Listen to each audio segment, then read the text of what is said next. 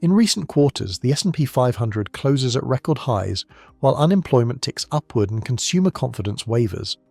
Corporate earnings reports show mixed results, yet investors continue pouring money into equities. For millions of Americans struggling with rising costs and economic uncertainty, this creates a bewildering disconnect. Markets climb, while Main Street feels the squeeze. This analysis is educational in nature and not intended as financial advice. The contradiction runs deeper than most observers recognize. While traditional economic indicators suggest stress across multiple sectors, financial markets operate as if prosperity were not just intact, but accelerating. Housing affordability reaches historic lows, yet real estate investment trusts surge. Small business confidence drops to concerning levels, while the Russell 2000 posts gains. Consumer debt service ratios climb steadily higher, but consumer discretionary stocks maintain their upward trajectory. The puzzle becomes more pronounced when examining the composition of recent market leadership. Technology companies with limited revenue diversification drive index performance, while sectors tied directly to domestic economic health lag significantly. Companies generating substantial overseas revenue outperform those dependent on local consumer spending. This pattern suggests markets have decoupled from the economic reality most Americans experience daily. What makes this disconnect particularly striking is its persistence across multiple quarters. Economic data releases that once moved markets now seem to have minimal impact on equity valuations. Employment reports showing job growth deceleration barely register with investors. Manufacturing indices pointing to contraction fail to dampen enthusiasm for industrial stocks. The traditional relationship between economic fundamentals and market direction appears suspended. The real reason this hasn't been priced yet is not what most people assume. Understanding this contradiction requires examining how modern financial markets actually function versus how most people believe they should function. The dominant narrative suggests markets reflect economic reality through price discovery mechanisms that efficiently process information about corporate health and future prospects. Under this framework, rising markets should indicate improving economic conditions while falling markets signal deterioration. This straightforward relationship dominated market behavior for decades following World War II. Economic expansions coincided with bull markets, while recessions brought bear markets with predictable timing. Corporate earnings closely tracked gross domestic product growth. Employment levels correlated with consumer spending patterns that directly influence retail and service sector performance. The system operated with clear cause and effect relationships that investors could understand and anticipate. The financial crisis of 2008 marked the beginning of a fundamental shift in this dynamic. Central bank interventions introduced unprecedented liquidity into the financial system through quantitative easing programs that purchased government bonds and mortgage-backed securities at massive scale. These operations injected trillions of dollars into financial markets while keeping interest rates at historic lows for extended periods. If you're interested in understanding markets beyond headlines, this channel focuses on exactly that. The Federal Reserve's balance sheet expansion created conditions where traditional investment alternatives became less attractive relative to equities. Government bonds offered minimal yields while corporate bonds carried increased risk without proportional compensation. Money market funds provided returns below inflation rates. This environment forced institutional investors and pension funds to seek higher returns in equity markets, regardless of underlying economic conditions. Simultaneously, the composition of major market indices shifted toward companies with global revenue exposure and technology-driven business models. The largest firms in the S&P 500 now generate significant portions of their income from international markets while maintaining cost structures that scale efficiently with technological advancement. These companies operate with different economic sensitivities than traditional domestic-focused businesses. The concentration of market capitalization among these large technology firms means their performance increasingly determines overall index movement. When Apple, Microsoft, Amazon, Alphabet, and similar companies report strong earnings, their outsized index weightings drive broad market gains even if smaller companies struggle. This mathematical reality creates market performance that reflects the health of a small number of globally diversified technology leaders rather than the broader domestic economy. This is the part most people understand. The part that actually changes the outcome comes next. Corporate share buyback programs represent another mechanism that disconnects market performance from economic fundamentals. Companies authorized record levels of stock repurchases throughout 2023 and 2024, using available cash and borrowed funds to reduce outstanding share counts. These buybacks mechanically boost earnings per share metrics and support stock prices independent of operational improvements or revenue growth. The buyback phenomenon operates through what economists call the wealth effect in reverse. Instead of economic prosperity driving market gains that then increase consumer confidence and spending, financial engineering creates market gains that attempt to generate economic prosperity through psychological channels. Companies prioritize capital allocation towards stock repurchases rather than productive investments in equipment, research, or workforce expansion. Meanwhile, the Federal Reserve's monetary policy operates with significant time delays between implementation and economic impact.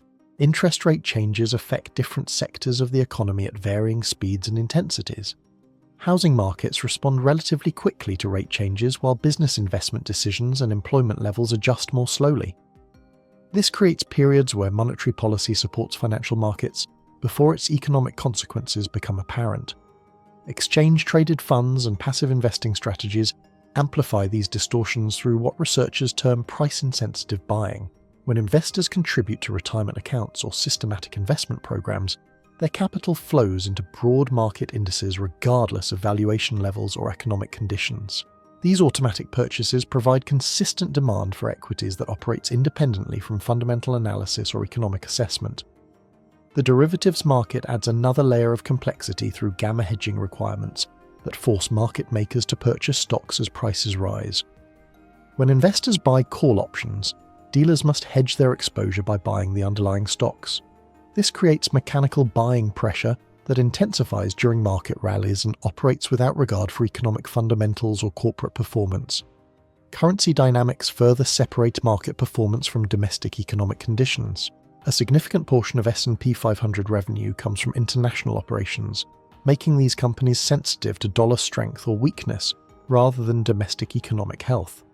When the dollar weakens against other currencies, overseas earnings translate into higher dollar-denominated profits that support stock prices even if US economic conditions deteriorate. The same forces that once enabled growth now begin to work in reverse. These structural changes create what economists call duration mismatch between market signals and economic reality. Financial markets respond immediately to liquidity conditions and technical factors, while economic fundamentals operate with longer adjustment periods. Corporate earnings can remain elevated through financial engineering, while underlying business conditions weaken gradually. Employment levels stay stable, while productivity growth stagnates and real wages decline. The pressure accumulates first in sectors that cannot easily access financial engineering solutions. Small businesses lack the scale to implement sophisticated buyback programs or currency hedging strategies. Local service providers depend entirely on domestic consumer spending without international revenue diversification. These businesses experience economic stress that remains invisible to broad market indices dominated by large, globally diversified corporations.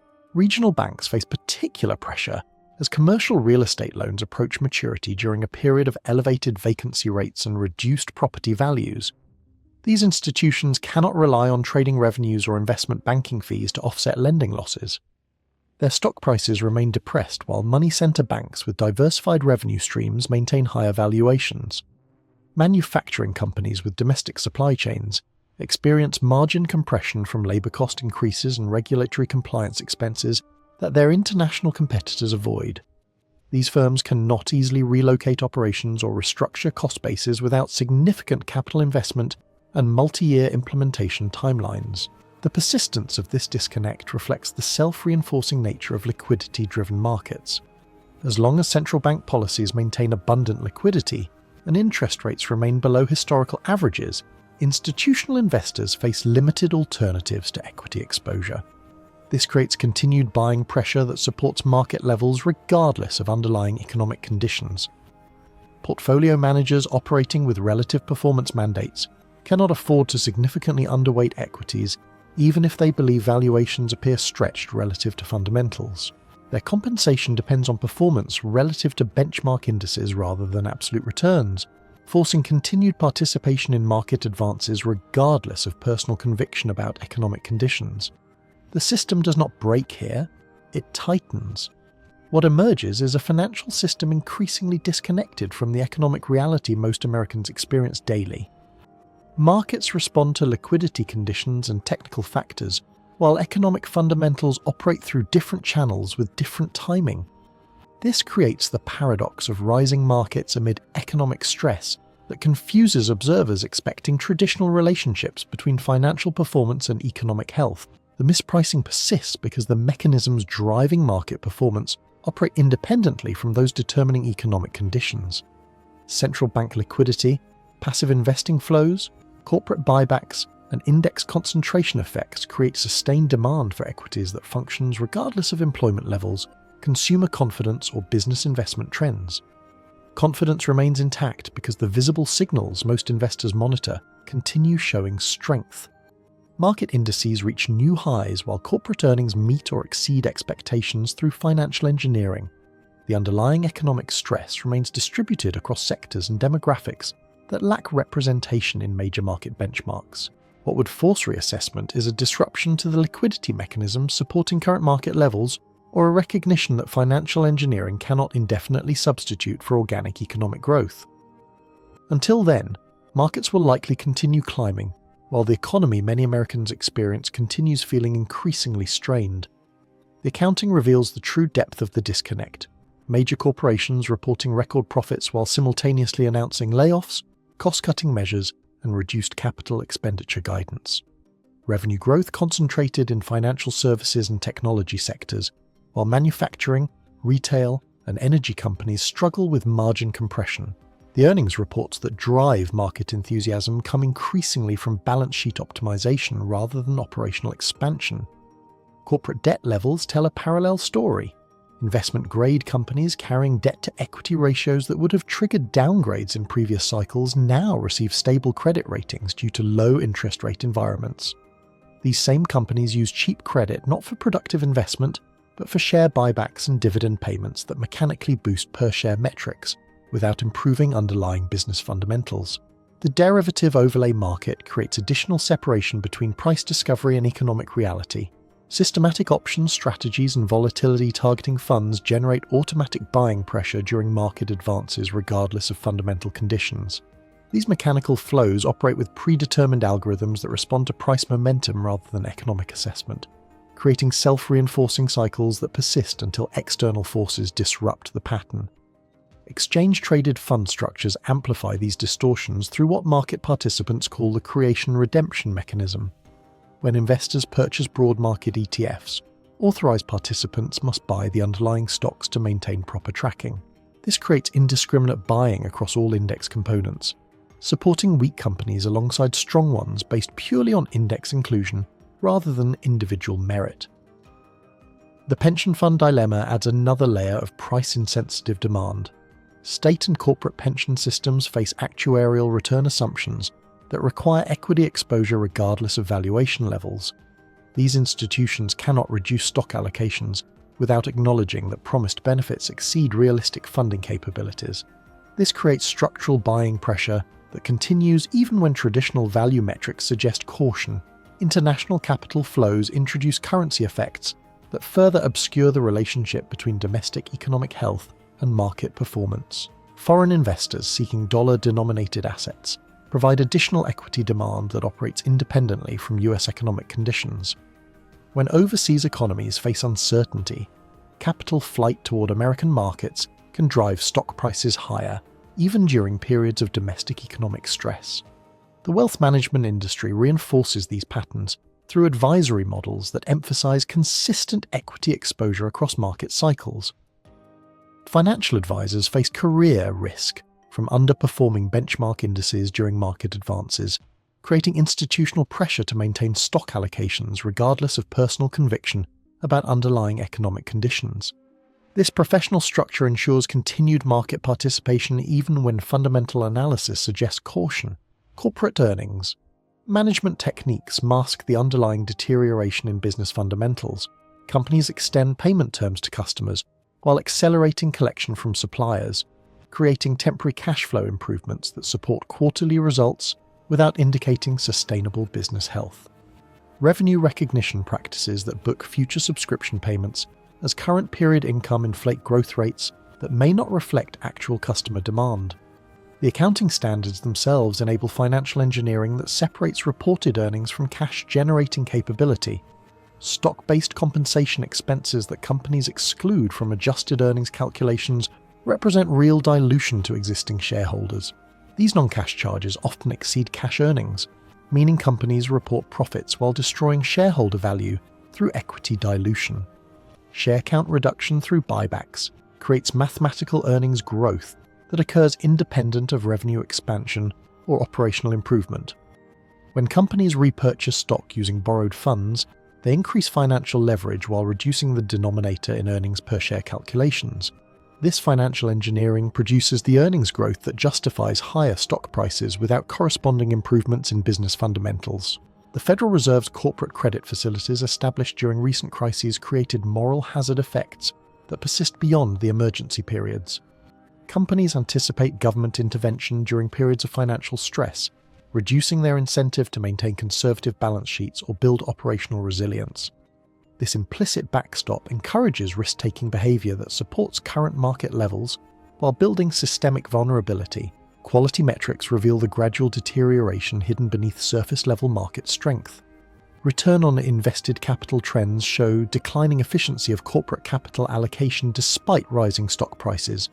Companies require increasing amounts of investment to generate each dollar of incremental revenue, indicating diminishing returns that market valuations do not yet reflect.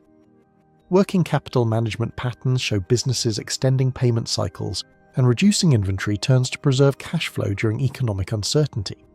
These operational adjustments create temporary financial improvements that support quarterly earnings without indicating genuine business health. The deferred payments and inventory reductions represent borrowed prosperity that must eventually reverse. Research and development spending relative to revenue has declined across multiple sectors as companies prioritize short-term earnings over long-term competitive positioning. This pattern suggests future innovation capacity may deteriorate even as current financial results remain strong. The market prices current earnings strength without fully accounting for reduced investment in future growth drivers. The labor share of corporate income continues declining as companies substitute technology for human workers while maintaining revenue levels. This productivity improvement supports profit margins and stock prices in the short term, while reducing the consumer spending power that drives long-term economic growth. The mathematical contradiction becomes self-reinforcing until wage pressures force adjustment. Consumer behavior data reveals the stress building beneath market optimism. Credit card utilization rates rise while savings rates decline, indicating households draw down accumulated wealth to maintain spending patterns. These consumption trends support corporate revenues that justify current stock valuations while depleting the household balance sheets that enable future consumption. Regional economic indicators show diverging patterns that national market indices obscure. Urban areas with technology industry concentration experience continued growth while rural and industrial regions face persistent economic challenges. The stock market reflects the performance of companies concentrated in prosperous metropolitan areas while missing the economic stress affecting broader geographic regions. Commercial real estate metrics indicate building pressure in sectors that support local economic activity. Office vacancy rates remain elevated while retail property values decline in many markets.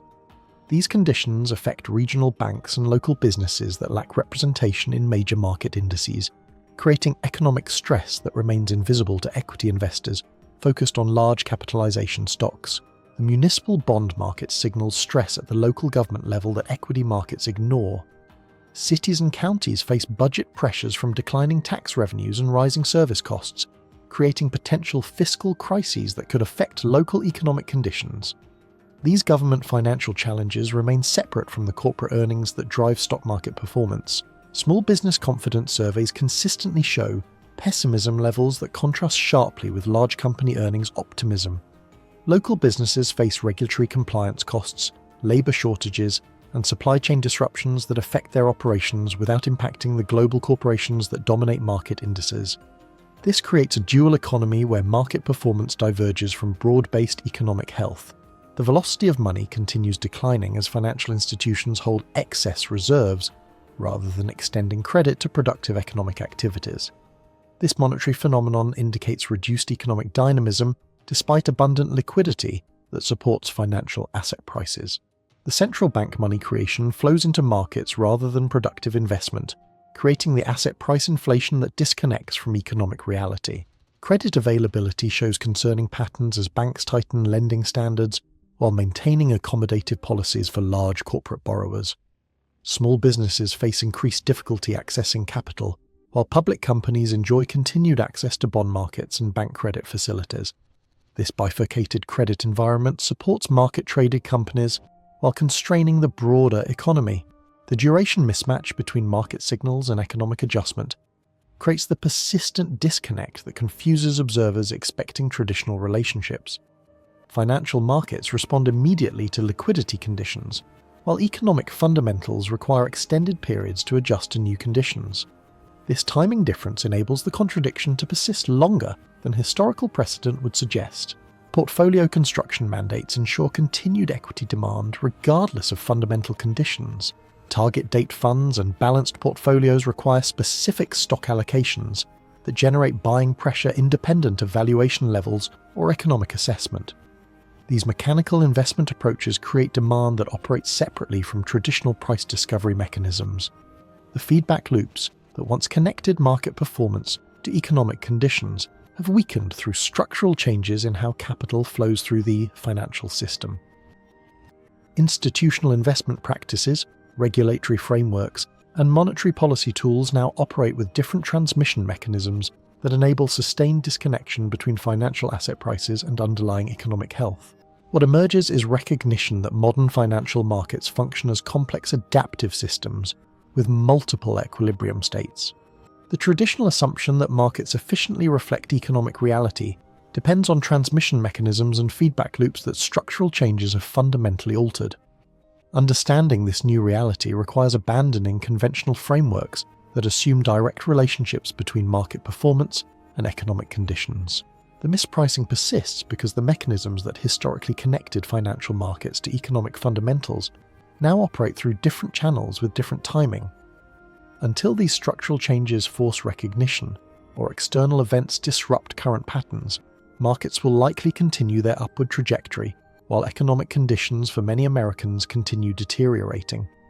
This represents the fundamental challenge facing investors, policymakers, and citizens trying to understand contemporary economic conditions. The signals that once provided reliable information about economic health now reflect different underlying realities that require new analytical frameworks to interpret accurately. This is what remains unpriced for now.